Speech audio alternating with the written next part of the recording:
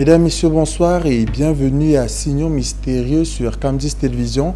Nous sommes mercredi, il est 21h et naturellement, c'est l'heure de Signaux Mystérieux, votre émission qui flirte avec le mystique, votre émission qui flirte avec le surnaturel. Signaux Mystérieux, c'est aussi et surtout votre émission qui répond aux interrogations auxquelles la science, la physique, la chimie ne trouve pas forcément de réponses. Et comme d'habitude, nous sommes en compagnie de Monseigneur Paul Bétien qui va, comme d'habitude, pardon pour la tautologie, nous éclairer tout au long de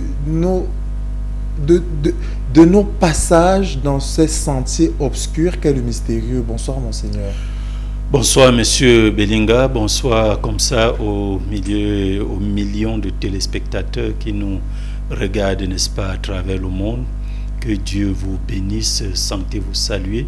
C'est vraiment un plaisir, n'est-ce pas, de vous savoir nombreux connectés à votre petit écran au rendez-vous très attendu de Signaux Mystérieux.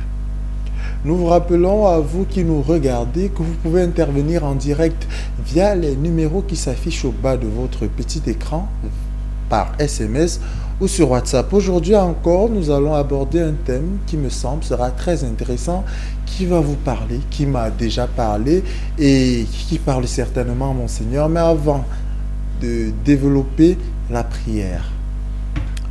Seigneur Jésus-Christ, nous t'adorons et nous continuons de t'élever comme Seigneur, Roi et Maître. Tu règnes dans les cieux, tu règnes sur la terre.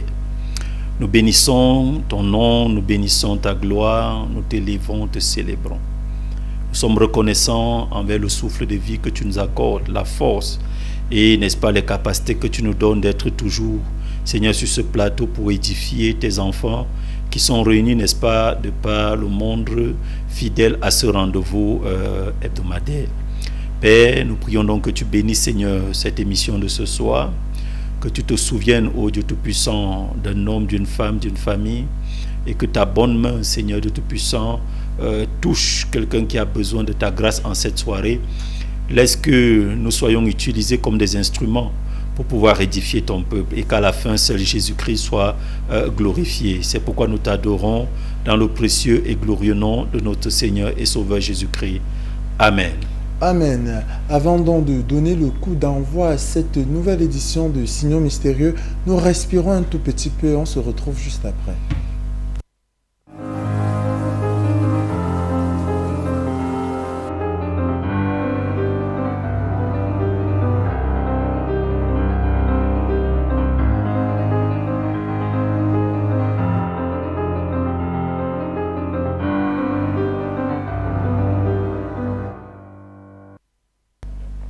Rebonsoir à tous, nous commençons donc Signaux Mystérieux de ce jour avec le thème « Comprendre l'esprit de contrôle et d'échec ». Un thème qui semble assez complexe mais qui va certainement nous révéler beaucoup de lacunes, beaucoup de choses que nous ne comprenons pas dans notre vie. Monseigneur, qu'est-ce que ce thème évoque chez vous? Il faut dire qu'en réalité, je salue une fois de plus les téléspectateurs. Je loue le Seigneur pour plusieurs qui nous ont appelés dimanche dernier, demandant pourquoi on n'est pas à l'antenne. Ceci montre déjà quand même de la fidélité, n'est-ce pas, Monsieur Belinga, de nos téléspectateurs de par le monde qui sont fidèles au rendez-vous. Il faut dire que événement oblige, c'était la veille de la fête nationale, donc certainement il y avait des programmes spéciaux propres à la chaîne de télé. Et de ce fait, nous avons dû, n'est-ce pas, être postponés, c'est-à-dire que renvoyer un peu plus tard. Mais qu'à cela ne tienne, nous sommes là aujourd'hui pour, n'est-ce pas, aborder cette thématique, comprendre, n'est-ce pas, l'esprit de contrôle et d'échec, n'est-ce pas, comprendre l'esprit de contrôle et d'échec. En réalité, Monsieur Belinga, quand nous parlons, n'est-ce pas, de ce thème, comprendre l'esprit de contrôle et d'échec, ici, il faut comprendre comment est-ce que certaines personnes arrivent à ne pas pouvoir réaliser certains projets dans leur vie, ne pas réaliser certaines choses dans leur vie, ne pas atteindre un certain niveau dans leur vie, parce que ces personnes sont certainement contrôlées. Et parfois, elles se demandent pourquoi est-ce que telle ou telle chose que je voulais faire se retrouve déjà dehors, alors que parfois je n'ai pas dit un certain mot à quelqu'un, je n'ai pas parlé de mon projet à X ou Y. Comment se fait-il que au moment où je voudrais lancer ce projet, il est déjà voué à l'échec, alors que je le gardais bien à chaud dans mon cœur, mais finalement, il arrive qu'ils ne réussissent pas. C'est un peu dans ce sens-là que nous allons aborder les esprits de contrôle et d'échec, parce qu'en réalité, lorsque nous sommes contrôlés, je crois que la suite, généralement, c'est l'échec. Monseigneur, ça veut dire que quand on parle d'esprit, c'est une figure de style, ou alors un esprit de contrôle et d'échec existe véritablement? Il faut dire que là, nous ne sommes pas, M. Belinga, dans des figures de style, nous sommes dans l'esprit.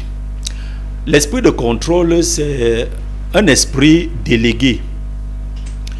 Lors, n'est-ce pas, du moment où les alliances sont nouées dans des familles, c'est un esprit délégué pour s'assurer que les clauses dans un contrat, dans une alliance, sont fidèlement respectées et ne sont pas violées, surtout par la partie en face. C'est-à-dire que lorsqu'on parle, n'est-ce pas, d'un esprit de contrôle, il y a des alliances qui ont été nouées quelque part. Il y a des contrats qui ont été faits quelque part. Peut-être par la famille, peut-être par les ancêtres, peut-être par des personnes. Et dans ces contrats, il y a une, n'est-ce pas, dans ces alliances, il y a une, n'est-ce pas, des limites bien déterminées. On s'est dit, ceci ne devait pas arriver ici. Ceci ne devait pas dépasser telle limite. Mais pour s'assurer de ce que les deux parties, et surtout la partie qui est contrôlée, ne traversent pas ces limites-là, généralement, les sorciers ou alors le royaume des ténèbres allouent à cette personne un esprit de contrôle qui va s'assurer maintenant que vous ne traversiez pas ces limites-là. Et lorsque vous traversez ces limites, il y a comme un signal qui est donné pour dire telle personne a effectivement traversé la limite, il faut la rappeler et la ramener à l'ordre. Et ça fait donc que à partir du moment où vous êtes victime de cet esprit de contrôle, on s'est souvent rendu compte que ce qui suit naturellement, c'est l'esprit d'échec. Et il faut dire que vous pouvez être victime de cet esprit de contrôle dans sa définition dont je parlais tout à l'heure, sans pour autant que vous ayez été l'acteur direct qui soit allé signer des alliances. Nous en avons déjà parlé, mais vous êtes simplement victime. Parce que lorsqu'on envoie un esprit de contrôle, l'esprit de contrôle, malheureusement, n'est plus envoyé vers une seule personne, mais est envoyé vers toute une famille. Parfois, ou alors un groupe de familles, pour dire que dans ces grandes familles-ci, ou dans cette famille, voici comment est-ce que les choses seront régies désormais. Et cet esprit, lui, est là pour s'assurer. Il est comme un esprit congossa pour dire que, ok, dans mon contrôle, ici ce n'est pas bon, donc je dois donner le rapport. Pour dire que vous avez violé les termes et voici ce qui doit se passer. L'esprit de contrôle est forcément accompagné de l'esprit de l'échec, c'est indissociable. Oui. Comment cet esprit, vu que c'est un esprit finalement, peut-il affecter la vie quotidienne de celui qui a atteint? Voilà, là vous entrez de plein pied, n'est-ce pas, dans le sujet. J'aimerais te dire, toi qui m'écoutes ce soir, que lorsque ta vie est contrôlée, il faut faire très attention, parce qu'en réalité, tu ne pourras pas connaître le progrès, tu ne pourras pas connaître de succès, tu ne pourras pas connaître d'évolution, tu ne pourras pas connaître d'avancée, parce qu'en réalité, tout ce que tu fais est contrôlé, tout ce que tu entreprends est, n'est-ce pas, contrôlé. Il y a des personnes comme cela, dont on a défini et, n'est-ce pas, arrêté que dans leur vie, elles ne pourront jamais atteindre, par exemple, avoir, je vais dire par exemple, un montant je vais prendre 500 000 francs. On a dit que tu ne pourras jamais avoir un montant de 500 000. Et lorsque tu réussis donc à avoir le montant de 500 000, l'esprit de contrôle, lui, il ne va pas t'empêcher d'avoir les 500 000. Mais il va se rassurer d'une chose, c'est qu'il rende le rapport pour dire que dans, n'est-ce pas, les limites qui avaient été tracées, telle personne a, n'est-ce pas, traversé ses limites et a réussi, n'est-ce pas, à avoir telle chose qu'on avait déclaré qu'elle ne devait pas avoir. Et à partir du moment où vous avez déjà cette chose-là, on met donc maintenant en branle l'esprit d'échec qui lui vient s'assurer que vous reveniez en arrière. Restons dans l'esprit de contrôle parce que nous allons encore nous appuyer davantage le rôle de l'esprit d'échec tout à l'heure.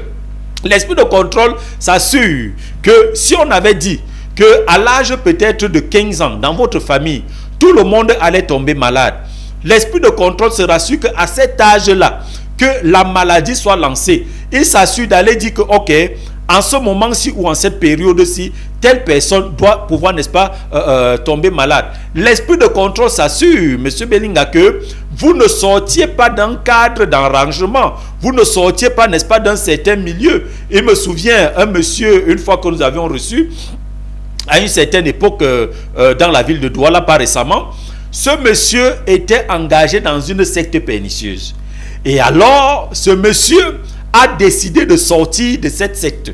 Et pour que ce monsieur sorte de cette secte, il a fallu un combat fort parce que l'esprit de contrôle qui allait maintenant rapporter que l'homme qui est entré ici, qui a bénéficié de nos faveurs, qui a bénéficié de peut-être de notre protection, qui a bénéficié, n'est-ce pas, de nos ouvertures, est en train de vouloir sortir de notre milieu et nous abandonner. Donc, ça veut dire que tout ce qu'on a prévu pour lui, que ce soit plus tard, peut-être récupérer son âme ou récupérer, n'est-ce pas, je ne sais pas moi, ses enfants, rendre sa vie nulle. Voici qu'il est déjà en train d'échapper. Cet esprit se rassure que en réalité, vous n'allez pas sortir d'un certain milieu.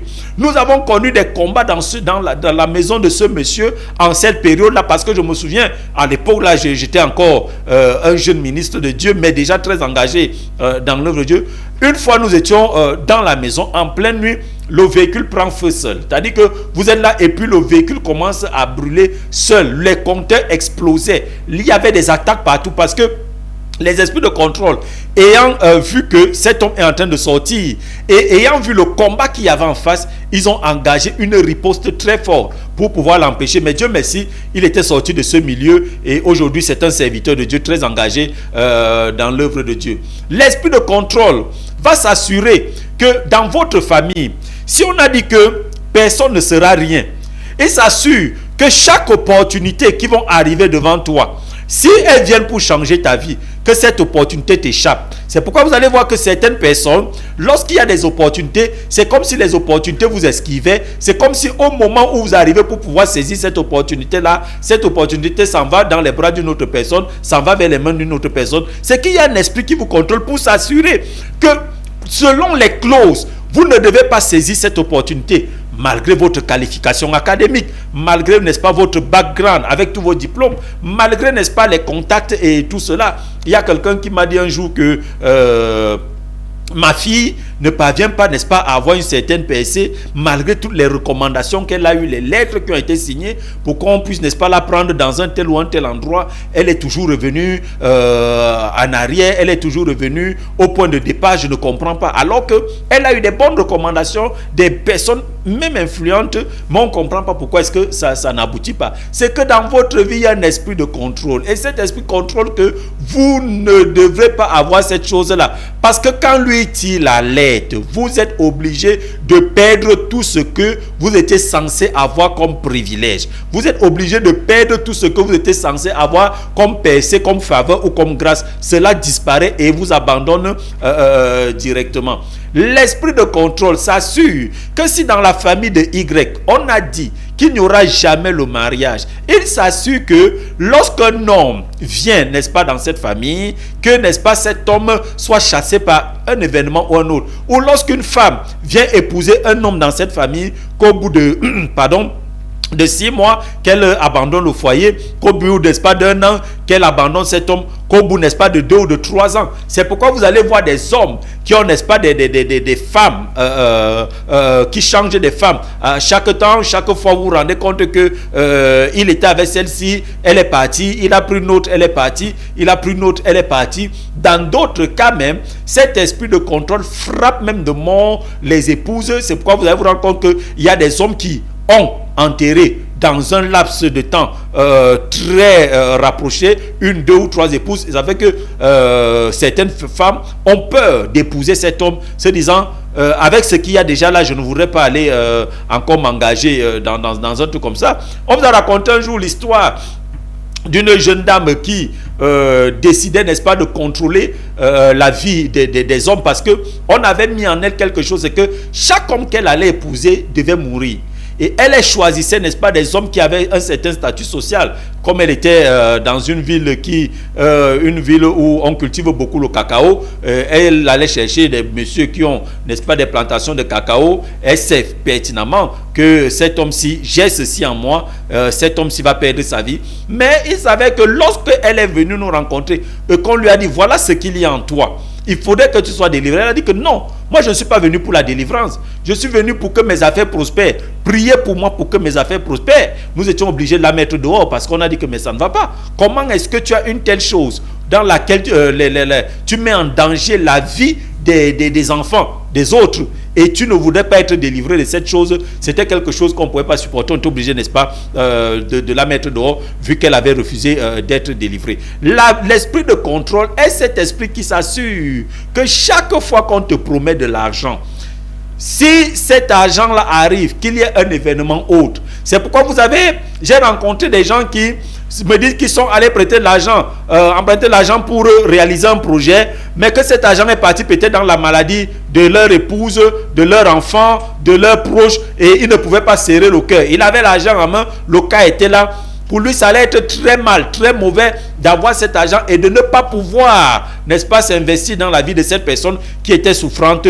Et voilà comment il s'est retrouvé avec des problèmes dans la réunion. L'argent qu'il a pris ne fait que grimper en intérêt. Les années ne font que passer. D'autres même se cachent. D'autres ne parviennent plus à faire ceci ou cela. Lorsqu'il y a un esprit de contrôle dans ta vie, lorsqu'on décide de te contrôler, j'allais dire, lorsque les sorciers, le diable décide de te contrôler. Mon ami, il y a des personnes même qui sont tellement contrôlées que Monsieur Belinga, elles sont chez elles et elles ont l'impression que quelqu'un les regarde.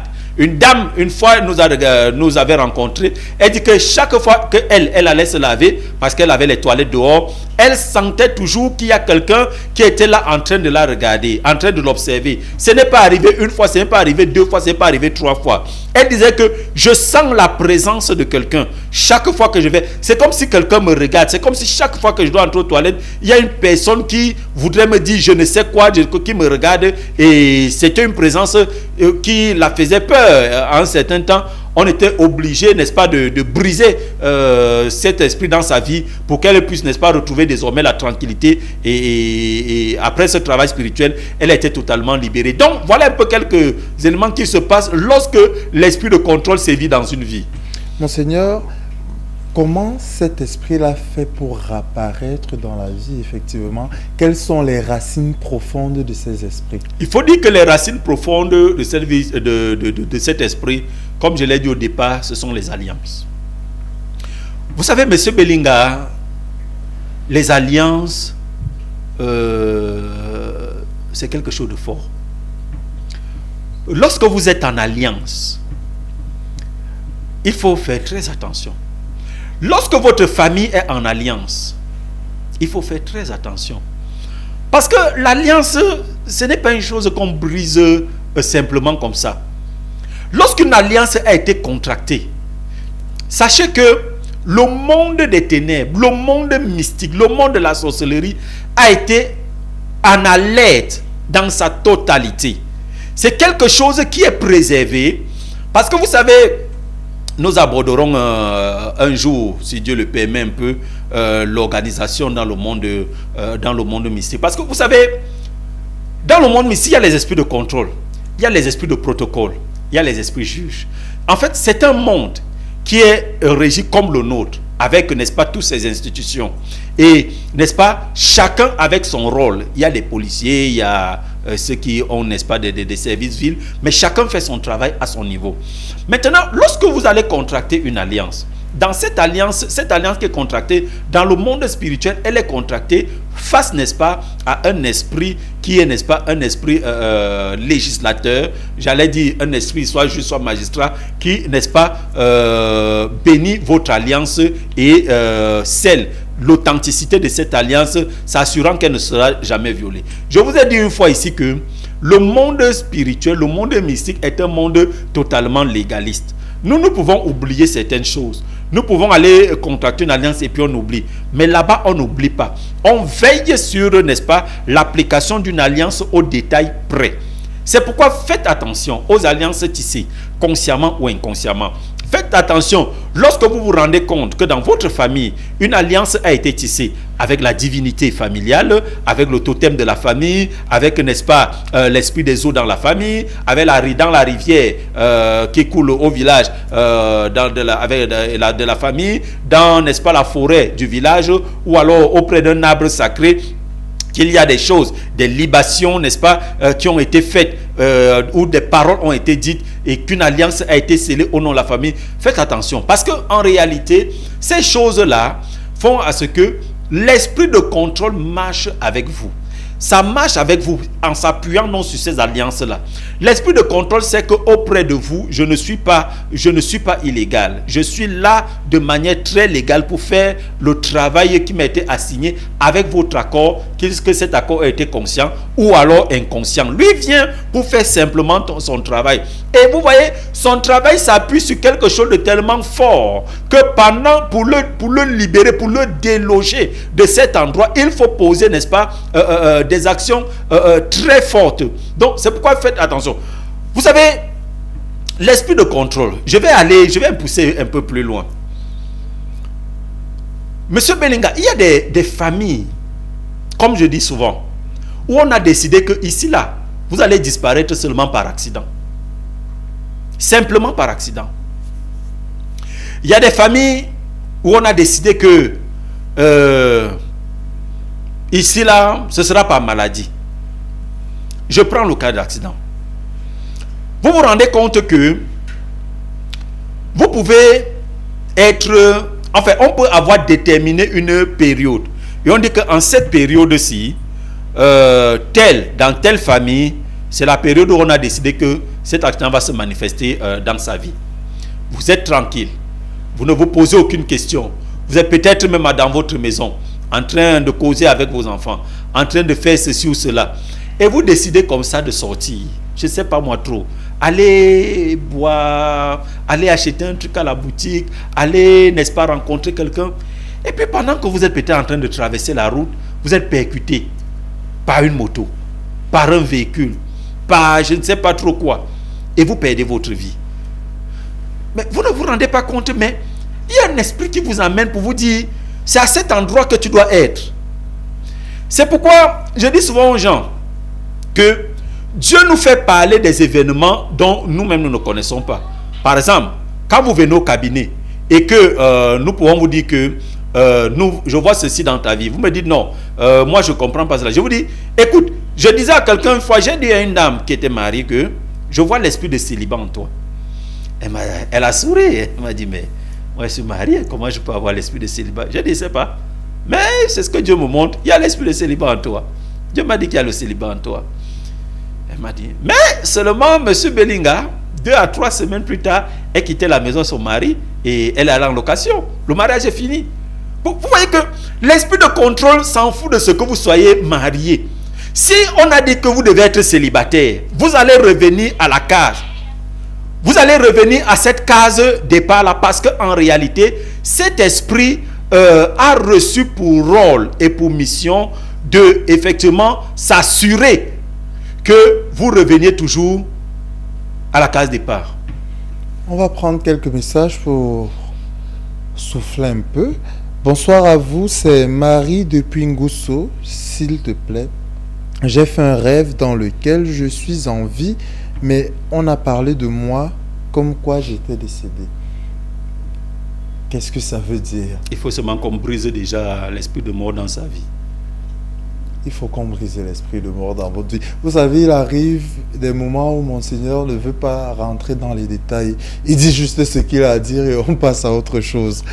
Personne dans ma famille ne travaille et ne se marie, pas de diplôme, rien, mais on a des enfants. Vous voyez que voilà une famille qui est totalement bloquée, qui a besoin effectivement qu'on puisse la débloquer. Certainement qu'il y a un esprit qui contrôle, qui s'assure que eux, ils ne se marient pas, ils ne travaillent pas, et qui s'assure que les enfants qui naissent sous le même joug, parce que le contrôle continue. Après eux, les enfants vont subir les mêmes choses, les enfants des enfants, et ainsi de suite. D'où, à un certain moment, il faut se décider pour arrêter la saignée. Avant de prendre l'autre message, ça veut dire que l'esprit de contrôle est héréditaire. L'alliance, n'oubliez pas d'où l'esprit de contrôle prend son appui. L'alliance est héréditaire. L'esprit de contrôle, lui, s'assure que dans cette génération, je dois simplement faire mon travail. C'est-à-dire que lui suit l'alliance. Aussi longtemps qu'il est appuyé sur une alliance, l'alliance qui est héréditaire, qui est transgénérationnelle, l'esprit de contrôle continuera de faire son travail pour que vous ne vous mariez pas, pour que vous ne travaillez pas, pour que vous ne voyagez pas, pour que vous n'ayez pas d'argent, pour que vous soyez toujours stagnant, vous accouchez à la maison, pour que, n'est-ce pas, vous pouvez même acheter quelque chose, vous achetez le terreau, ceci, on vous l'arrache. C'est-à-dire que vous êtes sûr que vous avez déjà acheté le terrain, mais on vous l'arrache. Vous avez votre propre terrain, quelqu'un vient vous dire que je construis ici, comme on dit au quartier Hoa, il le construit là-bas et puis il vous dit faites ce que vous allez faire. Vous allez marcher dans les tribunaux. Vous savez que parfois on ne rend pas justice du jour au lendemain. Pendant qu'on est en train de renvoyer le procès, lui il est chez lui. Il vous dit que bon, okay, après ici je vais faire appel, après là je vais faire appel, nous irons en cassation, nous allons en cour suprême, nous allons même encore peut-être revenir en assise. Vous comprenez donc que quelqu'un est prêt à vous perdre 20 ans de votre vie parce qu'il a arraché votre bien. Et c'est cet esprit de contrôle qui fait que le peu même que vous avez, vous allez perdre ça là-bas. Puisqu'il s'assure qu'il va vous mettre à la fin dans une position où il ne vous reste absolument rien. Bonsoir Candice, bonsoir. Comment savoir que nous sommes sous l'emprise d'esprit de contrôle? En outre, quelle est la différence entre esprit de contrôle et de malchance? Merci bien, Lionel. Ok, il faut dire à M. Lionel, nous avons parlé une fois ici de ce qu'ils appellent malchance. C'est que lorsque vous êtes sous ce que vous appelez malchance, vous êtes sous la malédiction. C'est la façon habillée de dire malédiction. Parce que au lieu de malédiction, et j'avais dit ici, la malchance n'existe pas, la chance n'existe pas. Il existe deux choses, la bénédiction et la malédiction. Il n'y a pas de juste milieu. Soit vous êtes béni, soit vous êtes maudit. Alors quand vous appelez malchance, c'est que vous êtes sous une malédiction qui doit être brisée. Et il faut savoir que la malédiction peut, n'est-ce pas, justement aussi attirer cet esprit de contrôle. Bonsoir à vous, je suis Yvette de Ngousso. Un deuxième téléspectateur qui vient de Ngousso, qui nous regarde apparemment beaucoup ce soir. Ma vie n'avance pas, je n'arrive pas à laisser l'alcool et même quand j'ai un homme dans ma vie, il finit toujours par partir. Que dois-je faire? La première chose qu'il faut faire, c'est qu'il faut même laisser l'alcool.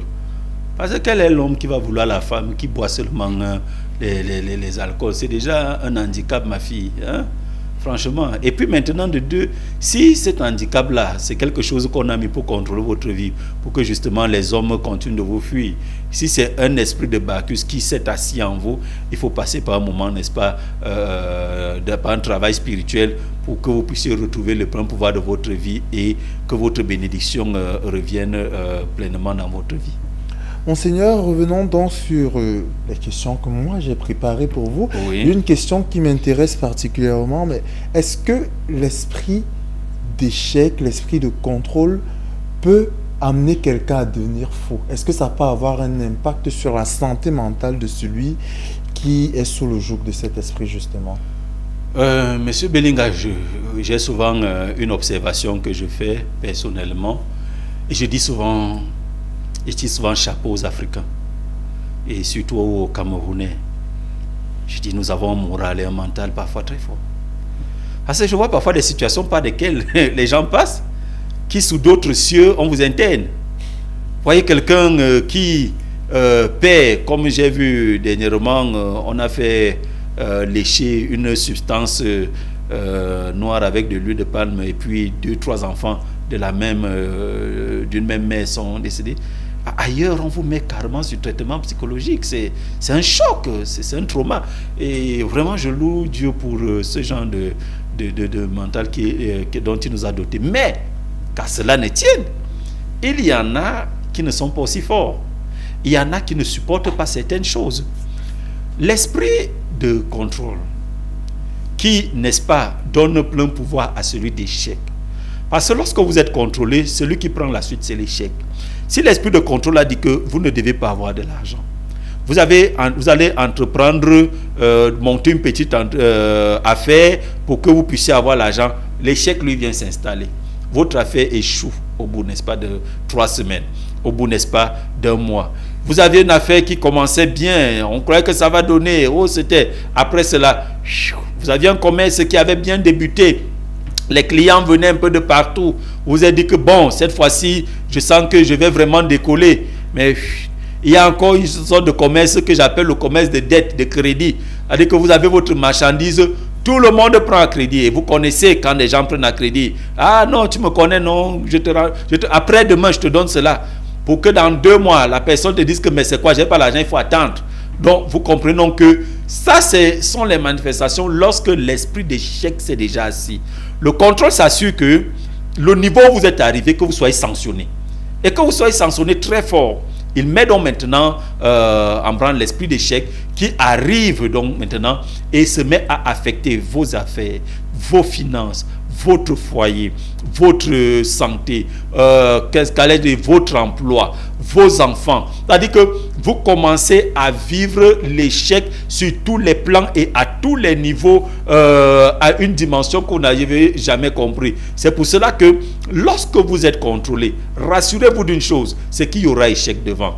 Lorsque vous êtes contrôlé, est-ce que vous savez même qu'au-delà même de ça, il y a des hommes qui contrôlent la vie de certaines personnes. Il y a des hommes qui mystiquement s'asseyent, contrôlent la vie, n'est-ce pas, de leur épouse, contrôlent la vie de leurs enfants, ou alors des personnes qui contrôlent la vie d'une famille dans des miroirs kabbalistiques, dans, n'est-ce pas, des milieux bizarres, contrôlent que tel est en train de monter, tel est en train de descendre, je vais lancer ceci. Il y a des personnes qui contrôlent vos vies à partir, n'est-ce pas, d'une photo qu'ils ont prise de vous, et ils font des choses terribles et bizarres avec cela. Et quand ils prennent cela, qu'ils se rendent compte maintenant qu'il y a une bonne nouvelle qui va arriver dans votre vie, qu'est-ce qu'ils vont faire? Ils s'en vont mettre l'échec. Pourquoi est-ce que lorsque un homme décide de venir t'épouser, ça échoue? Pourquoi est-ce que lorsque tu es enceinte, la grossesse sort une fois, 2 fois, 3 fois? Pourquoi est-ce que lorsque tu as de l'argent pour un projet, tu veux voyager, ce voyage échoue toujours, alors qu'on t'a donné toutes les garanties? Tous ceux qui ont monté le projet avec toi, ils ont déjà voyagé, mais toi tu es toujours sur place. Je causais avec une de mes filles qui n'est pas ici à Yaoundé, mais qui est du côté du nord, et elle me disait qu'elle cherche l'intégration. Peut-être qu'elle nous suit ce soir. Elle cherche l'intégration. Tous ces promotionnaires sont déjà intégrés. Il n'y a qu'elle seule. Vous comprenez qu'il y a là un problème, il y a quelque chose. Mais attendez, M. Belinga, franchement, à un certain niveau, à un certain moment, il y en a ceux qui pètent des plombs, qui se disent non, mais la vie ne vaut pas la peine d'être vécue. Et certains s'en vont même plus loin. Certains décident, n'est-ce pas, d'aller, n'est-ce pas, mettre fin à leur jour si rien n'est fait. Des gens restent. Monsieur Belinga, on a vu des enfants aller, n'est-ce pas, mettre fin à leur jour parce qu'ils ont raté un examen. J'ai dit que non, vraiment j'ai déjà fait cet examen 2-3 fois, je pense que pour moi ça ne vaut plus la peine, voilà. Je donne souvent ce conseil et je le redonne. Même si vous passez par quel problème, même si vous avez quelle situation, le démon qui vient te suggérer de mettre fin à tes jours, ne l'écoute pas. Ne mettez jamais fin à vos jours de manière volontaire, jamais. Parce que votre vie ne vous appartient pas. Vous n'êtes pas propriétaire de la vie que vous avez. C'est Dieu qui en est le propriétaire. Seul lui décide le jour de départ et le jour d'arrivée, le jour de fin. Il n'y a que lui seul. Donc en fait, vous ne devez pas, parce que celui qui fait cela pêche. Et si tu t'en vas dans de telles conditions, l'éternité ne t'est pas réservée. Il faudrait que ce soit clair dans ton esprit. Mais il y a des esprits qui vont te suggérer cela. Parce qu'il y a tellement d'échecs. Et vous savez ce qu'entraîne l'échec. Quand vous avez investi dans un business, vous avez investi dans quelque chose, une fois, c'était bon, ça a raté. Qu'est-ce que vous faites? Vous n'acceptez pas l'échec du premier coup. Vous allez, n'est-ce pas, prendre l'argent peut-être à la banque. Oui, je prends un crédit. Le crédit, sans encore échouer. Vous allez, n'est-ce pas, prendre l'argent chez les usuriers. Là-bas, vous prenez sans encore échouer. Vous vous retrouvez plus tard que vous êtes endetté à des milieux où vous ne parvenez même plus à marcher tranquillement dans la rue parce que l'esprit d'échec se rassure qu'il va vous faire honte, qu'il va vous détruire. Tout simplement parce que l'esprit de contrôle est allé déclarer que vous avez traversé les limites qui était assigné a rapporté cela et on a mis contre vous un armada, n'est-ce pas, d'autres esprits qui sont venus s'assurer que vous allez souffrir et payer un prix en réalité auquel vous n'étiez pas préparé. Nous l'avons annoncé dès le départ de cette émission, dès le début de cette émission, que ça allait être une émission très intéressante. Mais nous respirons un tout petit peu, nous vous donnons l'occasion de digérer tout ce que vous avez mangé jusque-là et nous revenons pour continuer.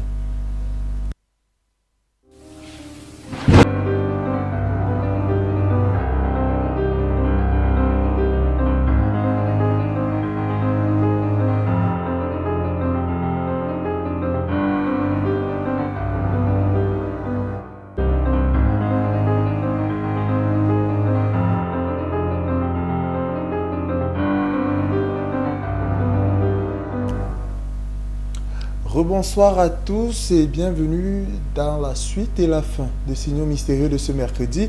Nous espérons que vous êtes toujours là, que vous serez là jusqu'à la fin. Et nous parlons aujourd'hui de comment comprendre l'esprit de contrôle et d'échec. Et Monseigneur, la question qui me vient là à l'esprit, c'est quel rôle joue la peur dans la manifestation de cet esprit?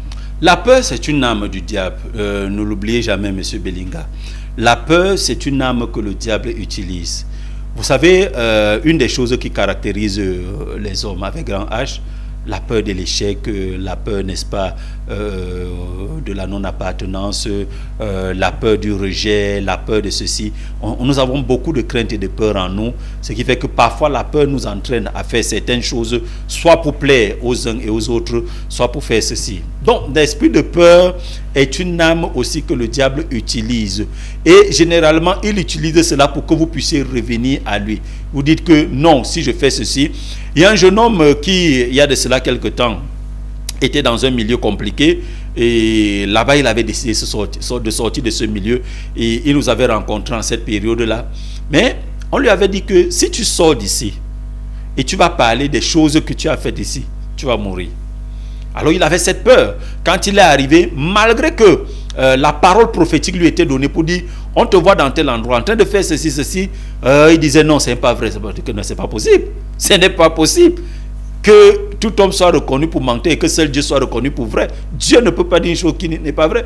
Et c'est avec beaucoup de... En causant avec lui, en le remettant en confiance, qu'il dit oui, effectivement, il a peur, comme il a même parlé là. Et nous lui avons dit, écoute, comme tu as parlé, on va donc te montrer que c'est Jésus-Christ qui est le Tout-Puissant et c'est lui l'auteur de ta vie. Tu ne vas pas mourir. Jusqu'à aujourd'hui, il est vivant. Après, n'est-ce pas, le travail spirituel que nous avons fait dans sa vie, qui, je veux dire, n'était pas facile. Parce qu'il faut dire que ce genre de travail spirituel n'est pas facile. Ça a connu beaucoup d'attaques et beaucoup, n'est-ce pas, de tentations. Mais Dieu merci, nous sommes sortis de cette affaire avec sa grâce et n'est-ce pas, avec sa force. Donc, voilà, n'est-ce pas, une des choses que, n'est-ce pas, la peur fait. La peur vous garde prisonnier dans certains milieux, vous empêche de dénoncer certaines choses, vous empêche de confesser certaines choses. Il y a des gens qui vous contrôlent simplement parce qu'ils vous ont donné un peu d'argent. Ils décident de contrôler votre vie. Et n'est-ce pas, dans cela, vous avez peur. Vous vous dites que si je me détache de ceci, je n'aurai plus ces faveurs, je n'aurai plus ces grâces-ci. Si l'esprit d'échec est assis dans ta vie et que tu expérimentes cet esprit dans tes affaires, tu expérimentes cet esprit dans ta santé, tu expérimentes cet esprit dans ton lieu de service, dans tes études, dans tes projets, dans tes voyages, dans ton mariage, ou alors je ne sais pas dans quel autre milieu, voici le moment pour que tu sois totalement libéré de l'esprit d'échec et cet esprit de contrôle qui est un esprit dangereux. Je raconte souvent une histoire ici d'un monsieur qui avait pris un appartement avec son épouse et il habitait la maison, c'était bien. Mais au bout d'un certain temps, il a été promu dans son lieu de service et ceci avait le fait que son salaire devait aussi augmenter. Il rentre, il donne la bonne nouvelle à son épouse, il dit « Oh vraiment chérie, voilà, je suis désormais tel et puis voici le salaire que j'aurai, c'est déjà quand même un salaire conséquent dont je peux t'offrir un peu des vacances, même dans une belle ville, dans un beau pays, même pour une semaine. » Et ils étaient contents. Mais le lendemain, c'est le bailleur qui l'appelle. Il dit, ok, monsieur tel, j'ai décidé d'augmenter mon loyer. Mais comment ça? Vous savez que la vie est dure maintenant. Vous dit, mais la vie est dure, mais on a augmenté ton salaire. Comment ce bailleur a fait pour savoir que le salaire de ce monsieur avait augmenté? Parce que sortant de son bureau, il n'y avait qu'à sa femme qu'il avait annoncé la nouvelle. C'est que dans sa maison, dans sa maison, il y avait un tableau eux, ils avaient trouvé là. Ils pensaient que c'était juste décoratif, alors que c'est par ce tableau-là qu'on contrôlait leur vie. Il y a des maisons dans lesquelles vous entrez. À partir du moment où vous êtes entré, on commence à contrôler vos vies. Les chèques commencent à entrer dans vos vies. Il y a, n'est-ce pas, des lieux où vous partez. À partir de ces lieux-là, on commence aussi à contrôler vos vies. Il y a, n'est-ce pas, des personnes que vous fréquentez. À partir du contact avec ces personnes, vos vies commencent à être contrôlées. Vous êtes désormais sous le joug de l'esprit de contrôle qui s'assure que vous n'évoluez pas, qui s'assure qu'à chaque nouvelle bonne nouvelle, que s'ajoute ou alors qu'arrive aussi une mauvaise nouvelle qui viendra toujours comme pour détruire la bonne nouvelle qui est arrivée. C'est pourquoi il y a des personnes qui sont entre bonne nouvelle et mauvaise nouvelle. On dit une bonne chose, maintenant c'est arrivé, demain on leur annonce que non, ce n'était plus ça. Ils ont, n'est-ce pas, une bonne entrée, demain ce sont des pleurs. Quand une bonne chose arrive dans la famille, dans la maison, subitement aussi ou alors directement, une mauvaise chose arrive. Il y a quelque chose qui contrôle pour qu'il y ait toujours cette rencontre des deux pôles dans votre vie. Nous prenons à nouveau les messages. Bonsoir, c'est Armando. Mon père, je ne comprends rien dans ma vie. Depuis que j'ai laissé mes études, je suis de Fumban. Je suis à l'écoute depuis. Il ne comprend rien à sa vie. Il faudrait peut-être dire à nos téléspectateurs comment ils peuvent vous joindre. Ah ouais, bon, quand il dit qu'il est à l'écoute, depuis qu'il a laissé ses études, il ne comprend plus rien. Bon, j'aurais bien aimé savoir à quel niveau il a laissé ses études et ce qu'il a peut-être aussi essayé par-ci, par-là, pour voir ce qu'il en était. Mais j'aimerais vous dire que, pour vous qui suivez cette émission, quelle que soit la situation par laquelle vous passez, ne baissez pas les bras. Si Dieu vous a donné l'opportunité et l'occasion de regarder cette émission, que ce soit en direct ou en rediffusion, ne baissez pas les bras. C'est le temps et le moment de Dieu pour vous à partir de cette année 2024. Dieu va vous faire du bien. Cherchez, n'est-ce pas, à nous rencontrer. Mon cabinet est situé à Yaoundé, c'est bien entendu au quartier Efoulan, en face de la sous-préfecture. Donc quand vous êtes au niveau de la sous-préfecture d'Efoulan, la route goudronnée qui est juste en face, vous l'empruntez et c'est non loin de là. Mais le plus facile, c'est que quand vous êtes, n'est-ce pas, au niveau de la sous-préfecture d'Efoulan, vous appelez un des numéros. Il faut dire que les numéros à l'écran sont mes numéros, donc vous appelez un de ces numéros et on va vous, n'est-ce pas, vous orienter. À Douala, je salue encore les populations de Douala, d'où nous revenons fraîchement. Nous sommes situés à Bonamou Sadi, Carrefour Mama Louise, à Bonamou Sadi. Et il faut dire que lorsque vous êtes au Carrefour Mama Louise, vous appelez toujours les mêmes numéros et nous allons, n'est-ce pas, vous orienter comment vous arrivez vers nous. Et j'ai encore, n'est-ce pas, une annonce toujours pour les gens de Douala, parce que je crains que demain matin, les gens soient au cabinet, parce que les gens de Douala sont aussi proactifs que les gens de Yaoundé, très proactifs même d'ailleurs. Quand ils suivent l'émission, le lendemain, vous les trouvez au cabinet. J'aimerais dire qu'à Douala, pour le moment, nous venons par saison. Et le prochain voyage, les prochaines consultations de Douala auront lieu, n'est-ce pas, du 7 au 10 juin 2024. Du 7 au 10 juin, nous serons encore, n'est-ce pas, dans la ville de Douala. Tout ça parce que il y a ceux de Douala, de Betoua, de Ngaoundéré. Nous allons le 24, c'est-à-dire que vendredi, le 24 mai 2024, nous allons, n'est-ce pas, en pèlerinage sur la montagne. Nous allons prier sur la montagne. Nous allons, n'est-ce pas, rétablir la vie de plusieurs personnes qui a été touchées par les esprits de contrôle, d'échecs, de blocage, de maladies mystiques et bizarres. Nous allons aller, n'est-ce pas, réarranger leur destinée sur la montagne à partir, effectivement, ce 24-là. Ils viendront, n'est-ce pas, de ces villes que j'ai citées, même de Yaoundé aussi. Nous irons travailler. Pour ceux qui voudraient s'enregistrer pour la prochaine montagne, vous passez d'abord aux consultations, que ce soit à Yaoundé ou que ce soit à Douala. Et je peux vous assurer que votre vie ne sera plus jamais la même.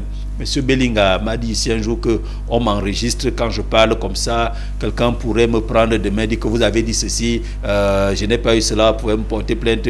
Je suis conscient de ce que je passe en direct et que vous me regardez maintenant, non pas seulement au Cameroun ni en Afrique, mais de par le monde.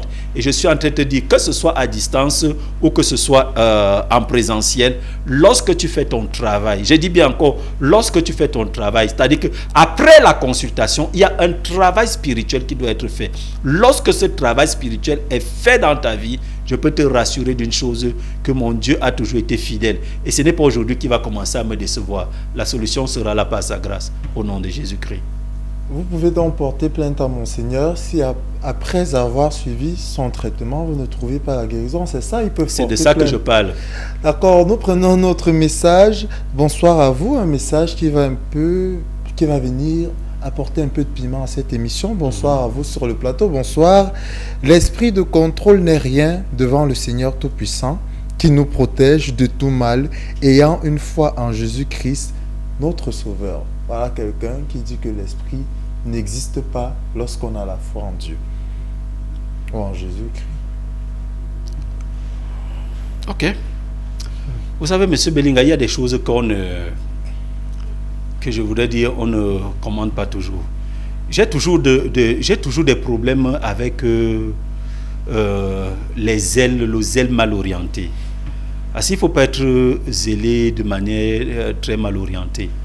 J'aimerais d'abord dire, parce que quand quelqu'un parle comme ça, je comprends d'abord que dans la foi, c'est encore un bébé, c'est encore un immature. Nous sommes ici dans un contexte. C'est pourquoi lorsque vous voulez aborder certaines questions, restez dans un contexte. Je suis d'accord que l'esprit de contrôle n'est rien quand on a le Seigneur Jésus-Christ, mais dans quel contexte? Et le problème est que, vous savez, il y a même des gens qui prennent la Bible, et parce qu'ils ont lu un mot, l'ayant mis hors contexte, parce qu'il faut dire que lorsque pour ceux qui ont fait des études en théologie, on apprend sur les b.a.-ba en herméneutique, un passage qui est mis hors contexte, une interprétation hors contexte devient quoi? Un prétexte. Alors maintenant, il faut aussi dire que dans les sermons, lorsqu'on prêche, on peut prendre un passage biblique comme prétexte pour expliquer une situation. Donc ça devient... Et je suis ici en tant que démonologue. Je suis dans un contexte bien précis, en tant que démonologue. Et vous savez, en tant que démonologue, je ne m'adresse pas forcément aux chrétiens qui croient qu'aucun esprit ne peut le toucher. Je m'adresse à quelqu'un qui est vraiment sous un esprit de contrôle. Je m'adresse à quelqu'un qui va à l'église, qui prie, qui jeûne, qui a été même baptisé, qui parle en langue comme dans certains milieux et qui fait ceci ou cela, mais qui depuis 10, 15 ans, 20 ans, sa vie n'a pas changé, pourtant ayant le Seigneur Jésus. Est-ce que cette personne n'a pas le Seigneur Jésus? Si elle l'a.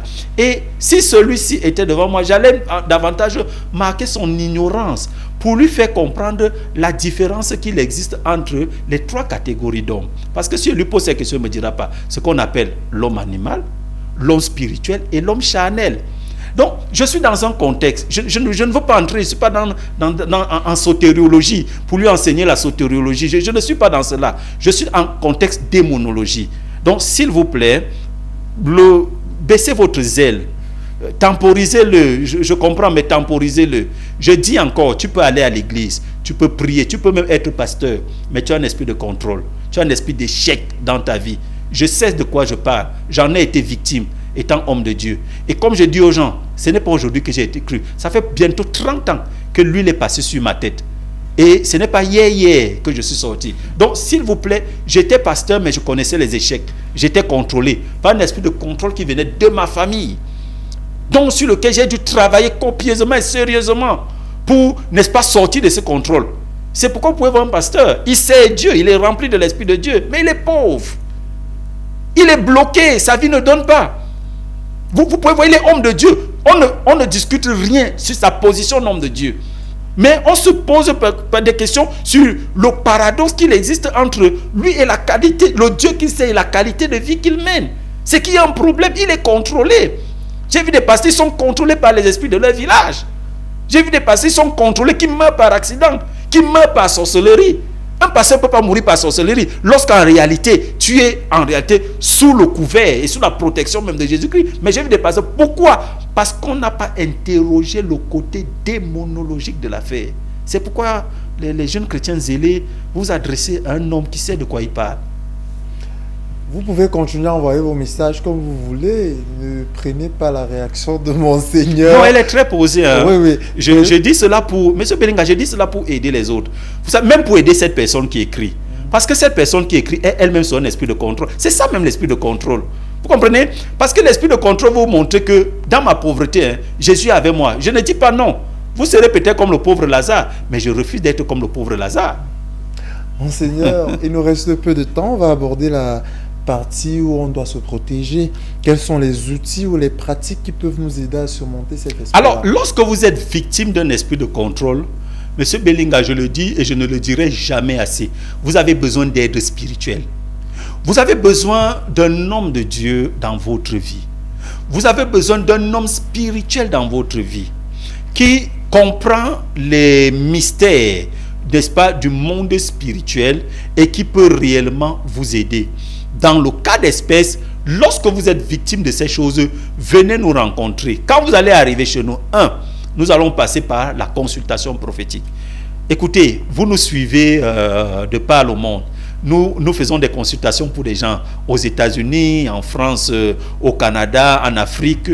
Je dis ça pour dire que tous ceux qui nous suivent là-bas, si on a dit quelque chose dans la vie de quelqu'un en consultation et que ce n'était pas cela, elle peut écrire, je dirais à M. Belinga, lis le message là pour dire que nous avons menti. Mais toutes ces personnes nous suivent, sachant qu'en termes de consultation, quand vous venez, on fait la voyance. On voit ce qui se passe, on vous dit ce qui se passe dans votre vie et puis on vous prescrit le travail à faire. Et je redis encore, lorsque vous venez faire la consultation, je vous en prie, préparez-vous à travailler spirituellement pour votre vie. Il faut travailler pour briser cet esprit de contrôle. Il faut le briser, l'éradiquer totalement de votre vie. Parce que vous devez vivre pleinement la vie que le Seigneur Jésus a préparée pour vous. La vie que Dieu a préparée que vous puissiez avoir. Vous devez vivre la bénédiction que Dieu a préparée que vous puissiez avoir. En réalité, vous devez briller de votre éclat. Que vous soyez une étoile qui brille peu ou une étoile qui brille beaucoup, vous êtes d'abord une étoile. Vous devez effectivement briller. C'est pourquoi il faut détruire cette histoire d'esprit de contrôle et d'échec dans votre vie pour vous conduire de plein pied dans le plan originel de Dieu pour votre vie. Monseigneur, l'échec fait quand même partie de la vie. On peut échouer sans toutefois avoir un esprit d'échec et de contrôle. Ah oui, monsieur Belinga. Mais c'est pourquoi il faut comprendre le genre d'échec que nous avons. Vous savez, on ne réussit pas tout d'un même coup. Mais vous savez, si j'entreprends quelque chose et que j'ai su un échec de prime abord, moi je comprends que je suis en train de traverser une épreuve. Mais il y en a pour qui ce n'est pas l'épreuve. C'est que l'esprit d'échec habite en lui pour l'empêcher totalement d'arriver à la position qu'il est censé avoir. Cet esprit habite vraiment en lui. Par contre, vous pouvez avoir un échec qui est simplement une épreuve, mais ceci ne signifie pas que cet esprit, vous avez déjà totalement vaincu l'esprit d'échec et de contrôle et vous êtes, n'est-ce pas, simplement dans le plan de Dieu. Mais comme le plan de Dieu, moi j'appelle plutôt ça les épreuves. C'est plutôt une épreuve. Je n'appelle plus vraiment échec, j'appelle cela une épreuve. Et, n'est-ce pas, dans cette épreuve-là, Dieu est encore en train de faire grandir votre foi. Seigneur, c'est déjà la fin. Le mot de fin, justement. Le mot de fin, demain, quand il est effectivement 7 heures, nous consultons à Efoulan. Je suis revenu sur Yaoundé, à Efoulan, à partir de 7 heures. Lorsque vous êtes au niveau de la sous-préfecture d'Efoulan, vous appelez un des numéros qui est au bas de l'écran et, n'est-ce pas, quelqu'un va vous indiquer, vous allez, n'est-ce pas, me rencontrer. Douala, vous pouvez commencer à vous enregistrer pour ne pas être bousculé. Vous pouvez commencer à vous enregistrer pour le 7, le 8, le 9 et le 10 juin 2024. Je prie que Dieu, n'est-ce pas, te bénisse et je prie qu'il t'aide à sortir effectivement de cet esprit d'échec et de contrôle, de ces démons qui effectivement contrôlent ta vie, la vie de ta famille, ta destinée, ton travail, ton mariage, ton emploi, j'allais dire ta santé, tes finances, que le Seigneur t'aide à sortir de cela, surtout que cet esprit ne te contrôle pas pour t'empêcher de venir faire ta consultation et faire ton travail. Sur ce, que Dieu vous bénisse. Excellente nuit à vous. Shalom. Mesdames, Messieurs, c'est donc la fin des signaux mystérieux de ce mercredi. Nous avons à la réalisation Séverin Alembe, au son Lionel Edimo, à la caméra André Ouna, à la diffusion Freddy Ngamba et au script Mylène Amier. Nous nous retrouverons donc ici dimanche lorsqu'il sera 21h. D'ici là, portez-vous bien et restez au contact de nos programmes. Bonne nuit.